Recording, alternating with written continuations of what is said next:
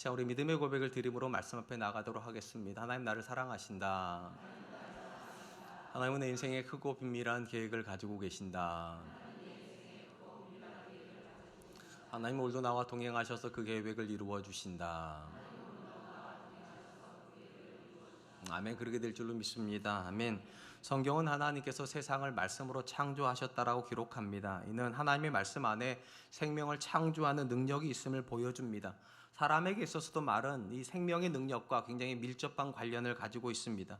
우리는 복잡한 우리의 감정과 생각을 말로 전달을 하여 소통을 함으로 화목을 이룰 수도 있고, 격려와 위로의 말을 통해서 주변 사람들에게 생명을 살리는 일도 할 수 있기 때문입니다. 그런 점에서 말은 하나님께서 사람에게 부여하신 하나님의 형상 중에 한 부분이라고 생각해도 과언은 아닐 것 같습니다. 성도는 하나님께서 주신 언어를 통해서 우리 주변 사람들을 돌보고 있다라고 저는 그렇게 생각을 합니다. 하나님께서 성도에게 주시는 언어의 가장 중요한 모습 중에 하나는 우리의 언어가 생명을 살리는 데 쓰여야 된다는 것입니다. 내 말을 듣는 배우자가 자신의 존재 가치를 늘 확인하는 것이 언어여야만 할 것이고, 내 자녀들이 삶에 대한 긍정적인 에너지를 받는 것도 내 언어로부터 시작이 돼야 될 것이며, 우리 주변의 사람들이 나로 인해서 행복감을 느끼는 것도 내 언어로부터 시작이 되어야 할 것입니다.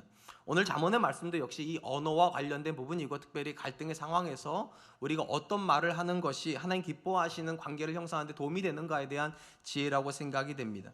잠언은 갈등의 상황에서 지혜로운 말을 하기 위해서 먼저 서두르지 말 것을 교훈을 합니다. 8절 말씀입니다. 너는 서둘러 나가서 다투지 말라. 마침내 내가 이웃에게 욕을 보게 될 때에 내가 어찌할 줄을 알지 못할까 두려우니라. 우리는 모두 다르고 또 다른 생각과 다른 가치관을 가지고 있기 때문에 사실은 사람 관계에서 갈등이 일어나는 것은 지극히 당연하다고 생각이 됩니다. 그러하기 때문에 한 사람의 성숙은 갈등을 일으키지 않는 것만을 포함하는 것이 아니라 갈등의 상황에서 어떻게 화목한 상황으로 가는가에 대한 과정이라고 생각해도 과언은 아닐 것 같습니다. 잠언은 다른 사람과 갈등하는 상황에서 가장 조심할 것이 서둘러 나가서 다투려고 하지 말아야 된다라고 말을 합니다. 나는 내가 옳고 상대방이 틀렸다 생각하여 나가서 싸웠는데 결과적으로 보니까 내가 틀렸고 상대방이 옳으면 내가 부끄러운 일 당하는 것도 물론이거니와 심지어 오랜 시간 동안 싸워왔던 관계가 깨질 수 있는 위험이 있기 때문에 서두르지 말라고 그렇게 말을 합니다. 사실 관계가 평안할 때도 우리는 말에 실수를 합니다. 그런데 관계가 평안할 때 우리가 서둘러서 말을 하다 실수를 하면 상대방은 이해를 해줍니다. 그럴 수 있다 이런데, 갈등의 상황이 되면 나만 예민한 것이 아니라 상대방도 예민합니다. 그렇기 때문에 우리가 서둘러서 말을 하다 실수를 하면 평소 같으면 이해받을 수 있는 말도 그때는 이해받지 못합니다. 그러니까 어찌 생각해 보면 가장 위험한 순간은 평온한 시절이 아니라 갈등의 상황인데 우리는 거꾸로 한다는 거예요. 평온한 시절에는 평온하게 천천히 대화를 하다가 가장 위험한 순간인 갈등의 상황은 서두르기 때문에 오히려 더 큰 문제가 벌어진다는 것입니다. 그래서 잠언이 말하는 거예요. 갈등의 상황이 위험하다는 사실 인식을 한다면 서둘러 나가서 말하려고 하지 말고 침착하게 판단을 해라. 왜냐하면 잘못하면 부끄러울 수도 있고 관계가 깨지는 일도 벌어지기 때문입니다. 오늘 본문과 관련된 교훈 중에 하나가 이제 말에 대한 건데, 야고보서에서도 이것과 부연된 교훈을 하나 발견하게 됩니다. 야고보서 1장 19절입니다. 내 사랑하는 형제들아, 너희가 알지니 사람마다 듣기는 속히 하고 말하기는 더디하며 성내기도 더디하라. 야고보는요, 관계의 본질을 가장 쉽게 말하는 것과 듣는 것이라고 얘기합니다. 그러니까 생각해보면 그렇지 않아요? 우리 관계가 뭐 복잡한 것 같지만 어떻게 말하는가, 어떻게 듣는가에 따라서 관계의 질이 완전히 달라집니다. 특별히 야고보가 뭐라고 말하는가, 속히 할 것이 있대요. 듣기는 속히 하라고, 또 더디게 해야 되는 것도 있는데 말하기는 더디하라고 말을 합니다. 듣기를 속히 한다는 것은요, 무엇이 우선순위인가를 말하는 겁니다. 관계에서는 듣는 게 우선순위라는 거예요. 말하는 게 우선순위가 아니라 내가 먼저 듣고 그 다음에 말을 해야 된다. 우리가 창조원리도 그런다고 말씀드렸잖아요. 귀가 두 개고 말이 하나라는 것은 말하는 것보다 듣는 게 두 배나 더 중요하다. 어떻게 듣는가에 따라서 우리가 어떻게 말하는가가 결정이 되기 때문입니다. 그렇기 때문에 듣기를 먼저 해야 된다. 그 다음에 말은 어떻게 하라고 말합니까? 더디하라고. 무슨 말인가 하면 말을 천천히 하라는 뜻이 아니라 두 배의 신경을 써가지고 들은 다음에 판단을 천천히 하라는 거예요.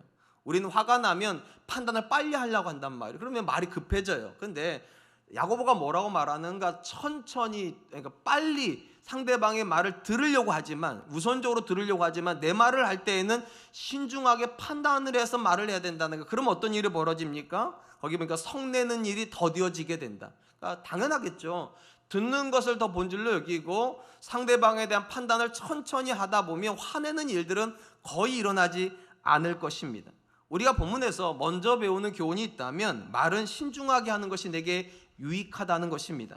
9절로 10절입니다. 너는 이웃과 다투거든 변론만 하고 남의 은밀한 일은 누설하지 말라. 듣는 자가 너를 꾸짖을 터이요 또 내게 대한 악평이 내게서 떠나지 아니할까 두려우니라.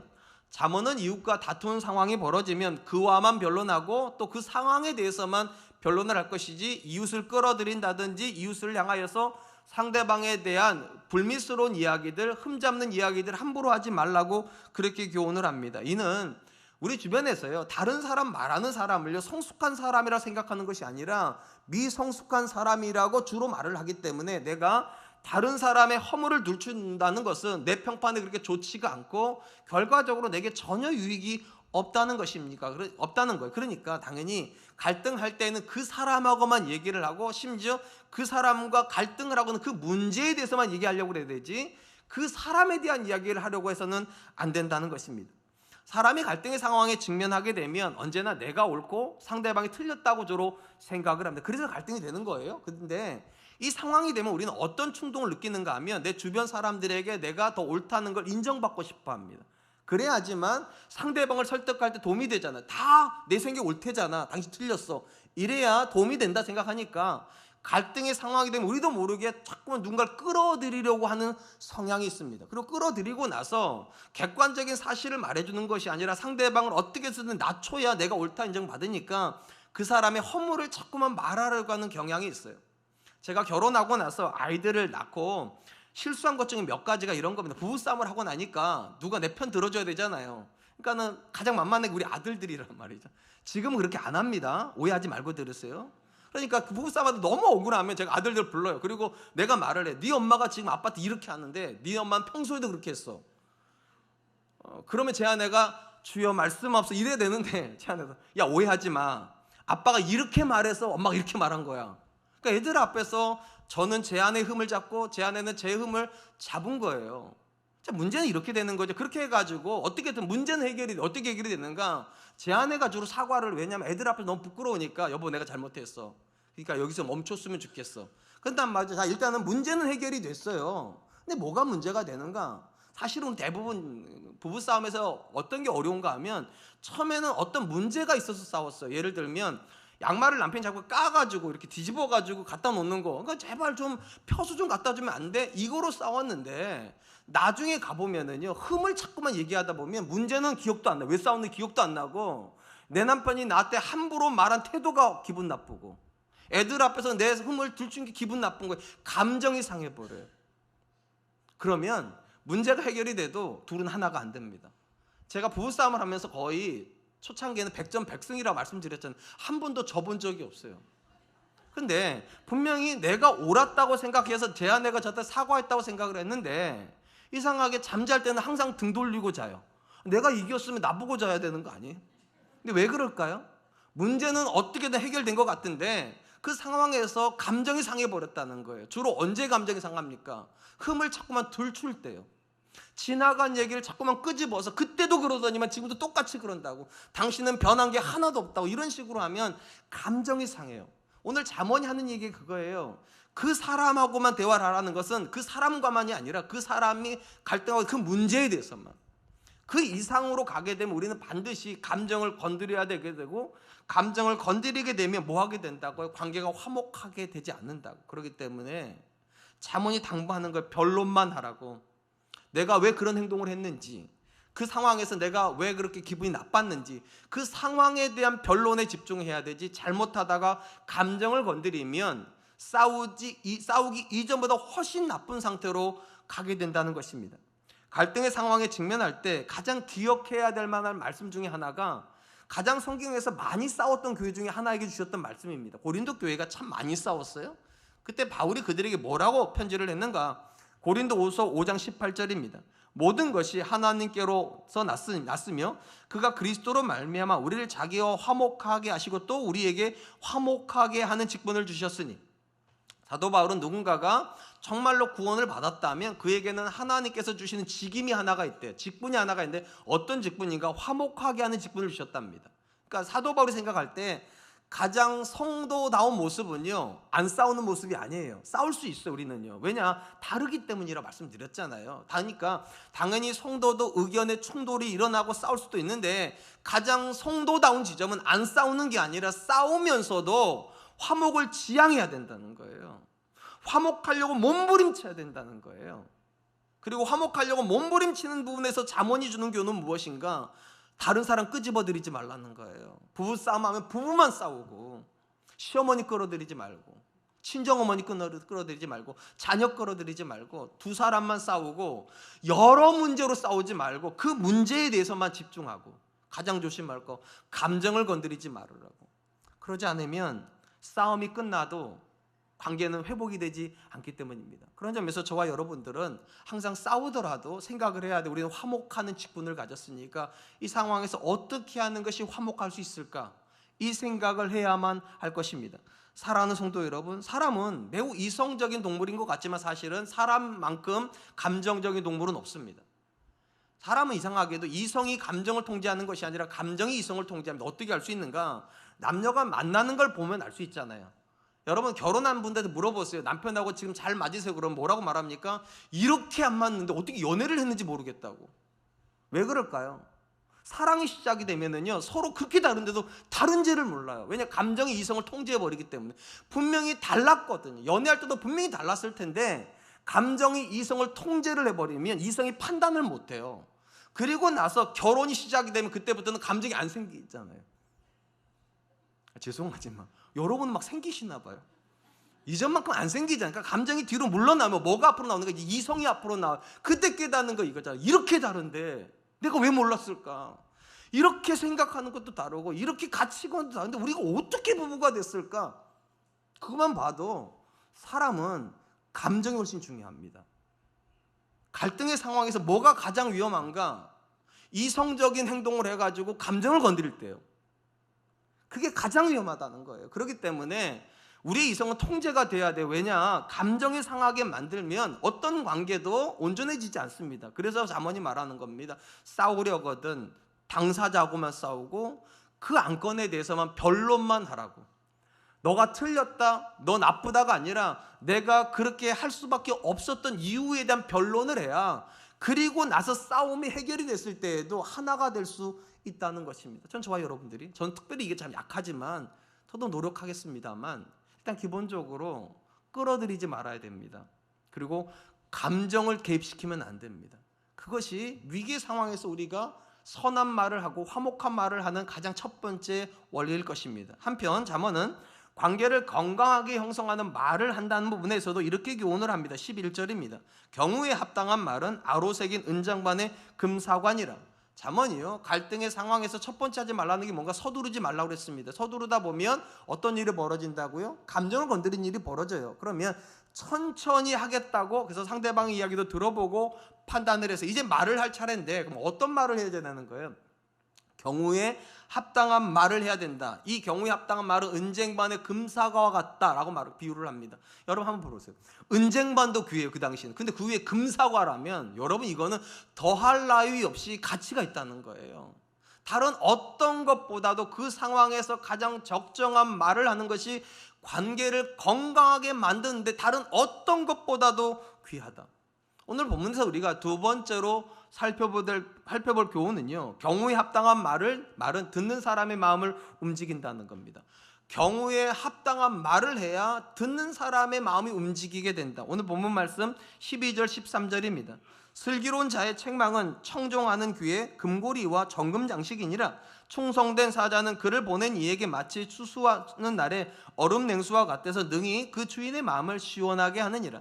만약에 누군가가 경우에 합당한 말을 하는 지혜로운 사람이면 갈등하는 사람의 마음도 움직인다는 거예요. 그래서 이 사람이 어떻게 한다고? 내가 하는 말을 듣고 더더군다나 하나님이 기뻐하시는 명령에 순종하는 충성된 사자가 된다. 그래서 얼음날에 시원한 냉수와 같이 더 좋은 사람이 된다는 거예요. 그러니까 경우에 합당한 말은 굉장히 필요하겠죠. 이 부분에서 우리가 오해하는 것들이 있어요. 일반적으로 사람들한테 경우에 합당한 말을 해야 됩니다. 말을 하면 주로 어떤 생각을 합니까? 아, 내가 정답을 말해야 되는 거구나. 옳은 말을 해야 되는구나. 이렇게 생각들을 주로 한다는 거예요. 왜 이런 생각을 하는가 하면 우리는 나랑 누군가가 갈등을 빚을 때 그 사람이 나에 대해서 오해를 했거나 잘못된 생각을 했다고 생각하는 경향도 있고요. 또 누군가가 고난의 상황에 들어가면 문제의 원인을 모르거나 문제의 답을 몰라서 그렇게 어려움 당한다고 생각을 해서 내가 정답을 가르쳐 줘야지만 갈등도 해소가 되고 오해도 해소가 된다. 그렇게 생각들을 주로 한다는 거예요. 근데 우리가 다 경험적으로 아는 것이 있어요. 우리는 다 웬만한 정답은 다 안다는 겁니다. 몰라서 갈등하는 거 아닙니다. 몰라서 오해하는 거 아닙니다. 정답을 아는데 진짜 문제가 뭡니까? 마음이 안 움직인다는 거예요. 남편들이 아내를 사랑해야 된다는 거 모르는 줄 아세요? 다 알아요. 근데 사랑이 안 되는 게 문제죠.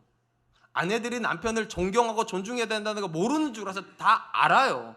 근데 그게 안 되는 게 문제지. 근데 우리는 마치 모른다고 생각해서 자꾸 가르치려고 한다는 거예요.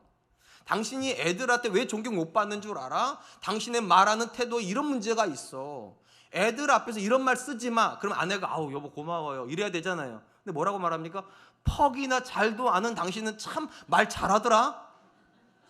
무슨 말입니까? 나도 그 정도는 다 알아 이거예요. 우리의 진짜 문제는 모르는 게 아니죠. 마음이 안 움직인다는 거잖아요. 자녀한테 어떻게 말해야 되는지 모르는 사람 하나도 없어요. 자녀의 말을 들어주고 칭찬해주고 격려해주고 그렇게 해야 되는 거 다 아는데 걔만 보면 왜 화가 나는 거예요? 그게 문제잖아요. 원인을 모르는 게 아니고 어떻게 말해야 되는 걸 모르는 게 아니에요. 마음이 안 움직이는 게 문제. 그러니까 여러분 경우에 합당한 말은 정보를 주는 게 아니라 그 마음으로 움직이는 말을 해야 된다는 거예요. 마음이 움직여지도록. 마음이 움직여지도록 어떻게 말하는 겁니까? 용기를 주는 거예요. 당신이 노력하고 있는 거 알아. 애들이 당신 마음을 다 모르는 거야. 그러니까 당신이 조금만 더 기다려주면 우리 애들이 어느 날 알게 될 거야. 여보 실망하지 마. 나는 당신 마음을 믿어. 아 저도 못하는 거예요 여러분. 외운 거예요. 그러니까 경우에 합당한 말은 정답은 아니에요. 여러분 남편이 정답 모른다고 착각하지 마세요. 여러분의 아내가 정답을 모른다고 스스로 착각하지 마세요. 다 알아요. 마음이 안 움직여지는 거고 우리가 해야 되는 일은요 그 마음을 녹여주는 거예요. 그래서 실망하지 않도록 낙심하지 않도록 힘을 내서 마음에 있는 그 옳은 생각을 할 수 있도록 뒤에서 도와주는 것입니다. 특별히 욥기의 기록은 이 부분에서 우리한테 굉장히 많은 생각을 하게 만들어요. 욥기에는요 굉장히 옳은 말들이 많이 나와요. 우리가 알다시피 욥이 어느 날 굉장한 어려움을 당합니다. 그 이야기를 듣고 친구들이 찾아와요. 멀리서 찾아왔던 친구들이 한눈에 봐도 욥이 저쪽에 앉아있는데 너무 처참해요.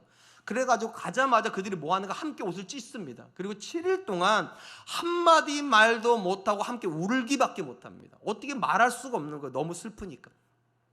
근데 그 7일 끝에 욥이 갑자기 자기의 인생을 탄식하기 시작합니다.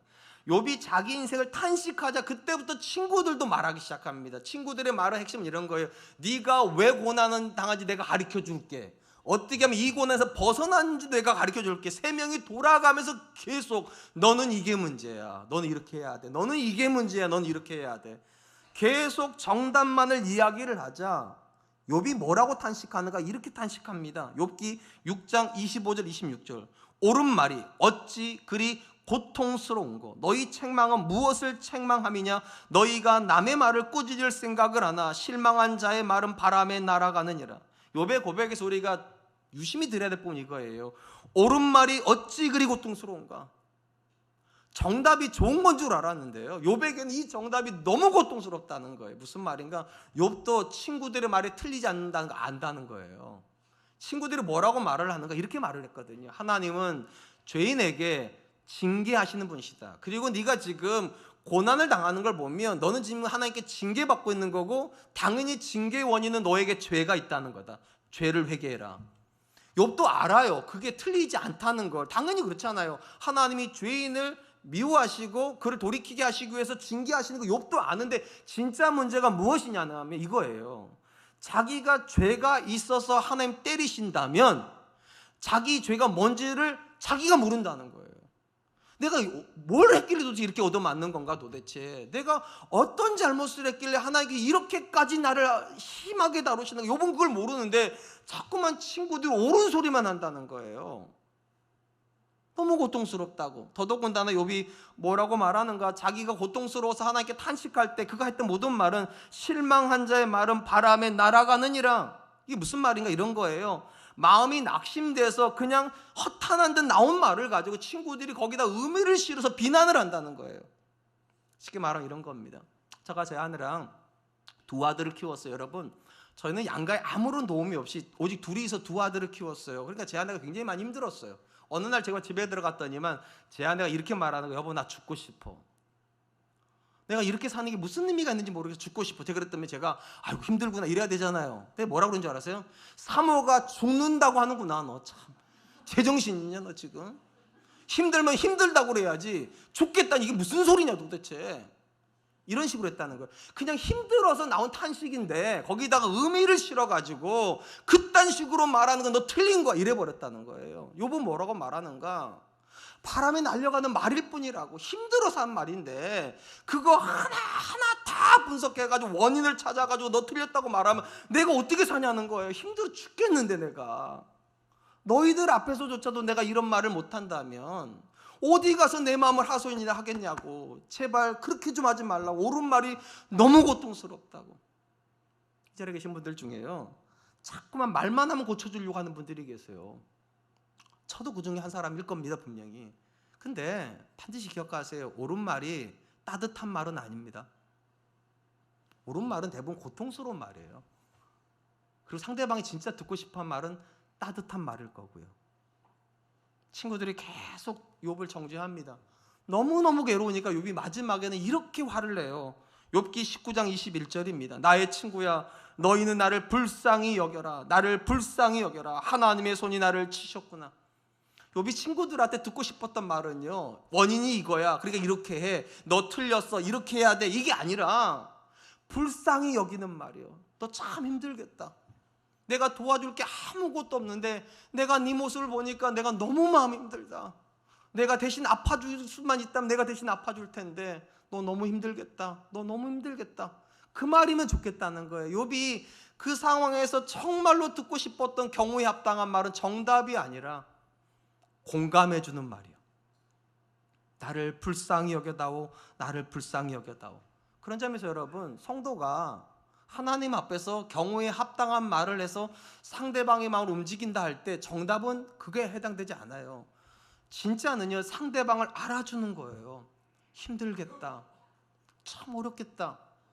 제 아내가 두 아들 키우고서 힘들어 죽겠다고 할 때 제가 이랬으면 얼마나 좋았을까요? 여보, 힘들구나. 내가 못 알아줬구나. 미안하다 여보. 대신에 내가 미안하니까 맛있는 거 사줄게. 하고 데려가서 피자 한 쪽이라도 사줬으면 우리 관계가 얼마나 좋았을까요? 근데 제가 그걸 못했다는 거 아니에요. 말 한마디 한마디마다 제가 다 고쳐줬거든요. 사모는 그렇게 말하는 거 아니라고. 믿음 있는 사람은 그렇게 말하면 안 되는 거라고. 저는 그게 옳은 건 줄 알았어요. 맞아요. 그건 옳은 거예요 여러분. 욥이 뭐라고 말합니까? 옳은 말이 얼마나 가슴을 아프게 하냐는 거예요. 내가 너희한테 듣고 싶은 말은 불쌍히 여겨다오. 불쌍히 여겨다오. 누군가가 고통을 당하고 있다는 것은 어쩌면 영적으로 하나님과 갈등하고 있는 거라고 이해하면 좋을 것 같습니다. 고난의 상황이 되면 하나님과 화목하기가 참 어렵습니다. 아무리 좋은 말씀을 들어도요, 그게 마음으로 와닿지를 않아요. 아무리 신앙생활을 30년, 40년, 50년을 해도요, 고난의 상황 앞에서 믿음이 발동되기가 정말로 어려워요. 그런 상황에서 저와 여러분들이 말을 해야 된다면 어떤 말을 해야 되냐는 거예요. 가르치려고 하지 말라는 거예요.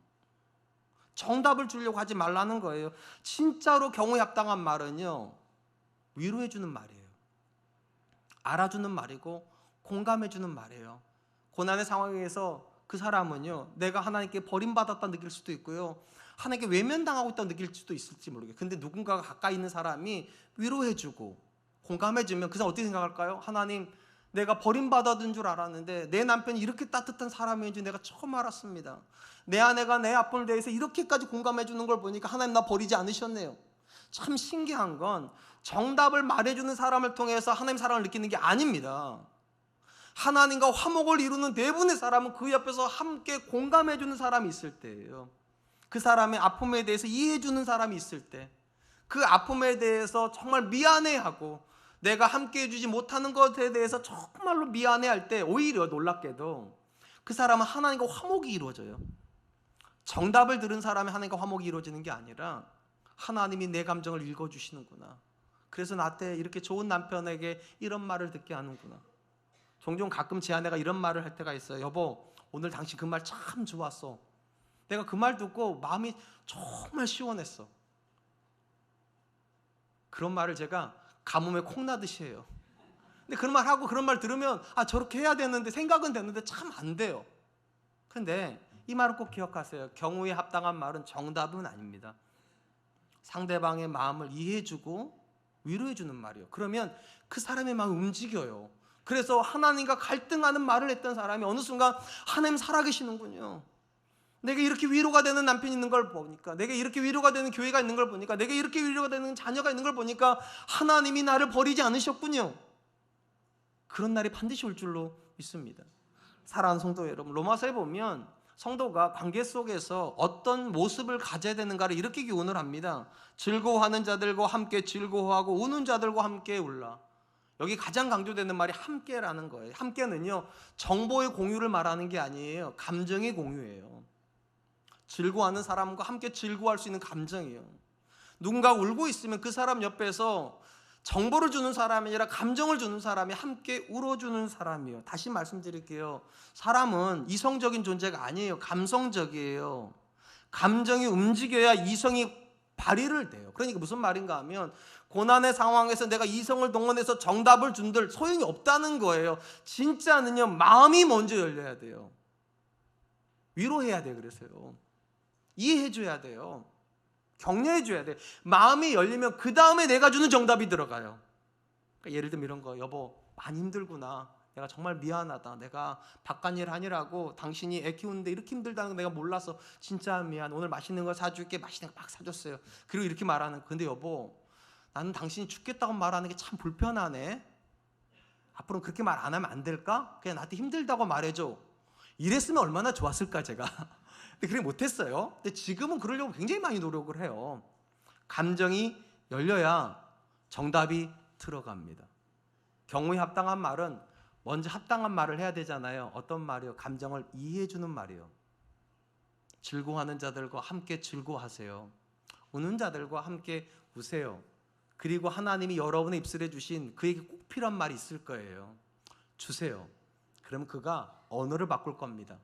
태도를 바꿀 겁니다. 삶에 대한 자세를 바꿀 겁니다. 그러길 기대하신다면 두 번째 교훈은 것입니다. 경우에 합당한 말을 하십시오. 마지막으로 잠언은 갈등의 상황에서 거짓된 말로 갈등을 모면하지 말아야 된다고 말을 합니다. 14절, 선물한다고 거짓 자랑하는 자는 비 없는 구름과 바람 같으니라. 문맥적으로 볼 때 갈등의 상황에서 선물한다고 거짓말한다 이런 거예요. 갈등이 빨리 모면하고 싶어서 여보 내가 다시는 그렇게 안 할게.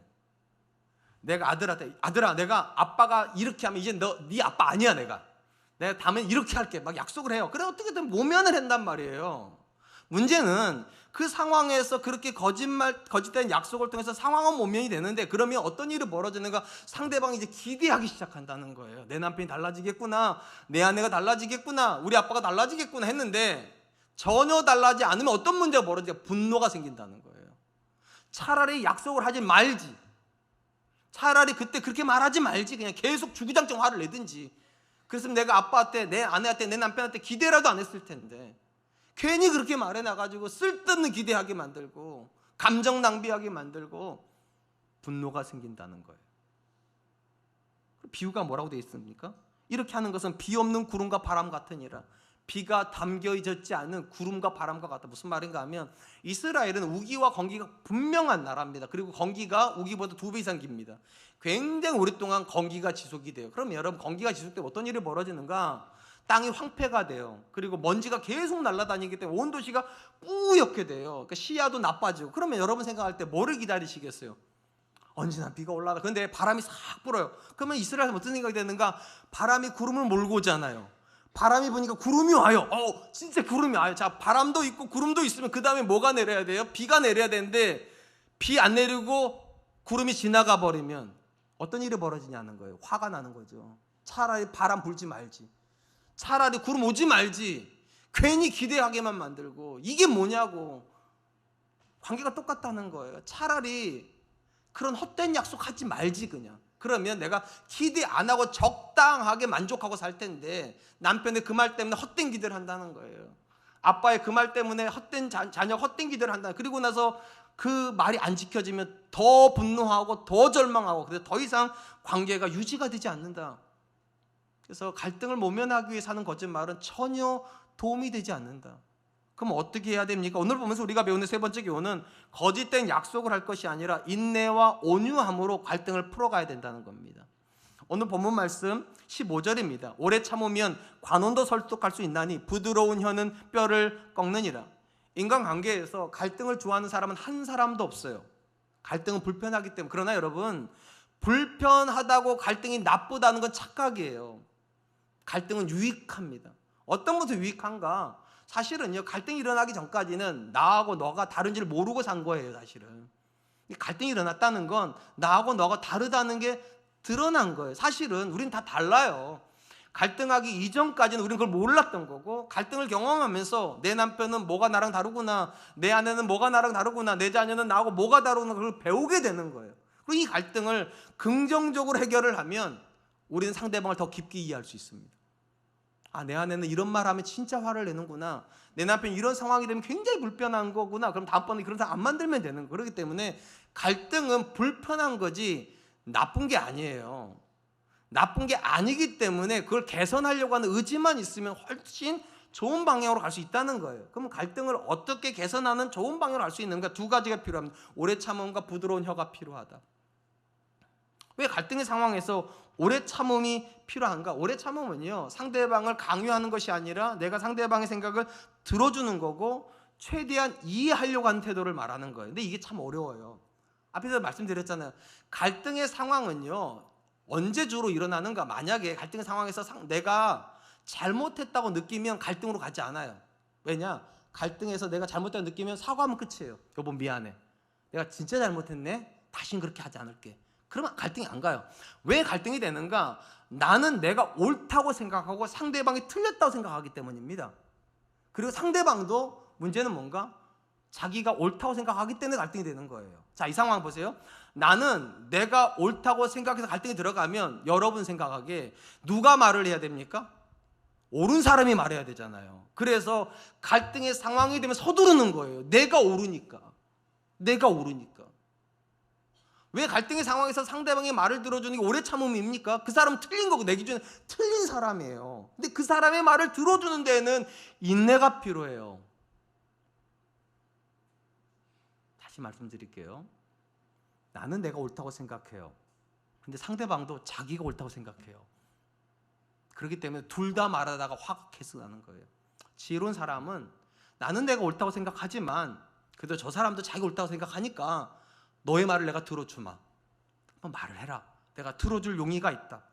그런 점에서 여러분, 내가 옳다고 생각하는 사람이 자기 생각을 꾹꾹 누르면서 말을 들어야 되기 때문에 오래 참음이 요구가 돼요. 자, 이렇게 해서 오래 참고 말을 들었어. 이제 내가 말할 차례예요. 그럼 어떻게 말해야 되냐는 거예요. 부드러운 혀로 말해야 된다. 이 부드러운 혀라는 말은요, 상대방을 이기겠다는 목적으로 말하는 게 아니에요. 상대방을 존중하고 내가 너랑 조화를 이루고 싶다. 내 생각과 네 생각에 접점을 찾고 싶다. 그러니까 조심스럽게 내 말 좀 들어봐 다오. 이렇게 말하는 거예요. 그리고 이렇게 부드러운 혀로 말하면 뼈를 꺾는데요. 놀랍게도 강하게 말해서 상대방의 생각을 꺾는 게 아니라 부드럽게 말해줌으로 상대방의 생각을 꺾을 수 있대요. 우리가 아는 게 있어요. 성경 안에서 오래 참음은 뭐의 결과물인가? 사랑의 결과물입니다. 사랑은 오래 참고. 그러니까 사실은 우리가 다 다른 존재이기 때문에 갈등할 수밖에 없는데, 이 갈등에 대한 가장 좋은 처방은요, 싸우기 전에 사랑하는 거예요. 정말로 사랑하고 있으면 상대방과 싸울 때 그 사람이 정말 틀렸다고 해도 사랑하니까 들어줄 용기가 생겨요. 그래, 한번 얘기해봐. 내가 너 사랑하니까 네 얘기 내가 들어줄게. 또 사랑하니까 강하게 말 못해요. 여러분, 사랑하는데 상처 주고 싶지 않잖아요. 그렇게 되더라고요. 제가 우리 아들들을 정말 사랑한다는 걸 최근에 많이 느껴요. 그러면서 느끼는 게 뭐냐, 아이들의 말을 들어줄 용기가 생겼어요. 그리고 상처를 주지 않으려고 하는 결단이 생겼어요. 참 신기한 건, 그렇게 제가 강하게 말할 때는 제 말 그렇게 안 듣던 우리 아들들이 제가 져줄 마음으로, 들어줄 마음으로 말을 듣고 있는 동안은 아빠 생각이 옳은 것 같아요, 이러더라고요. 부드러운 혀가 뼈를 꺾습니다.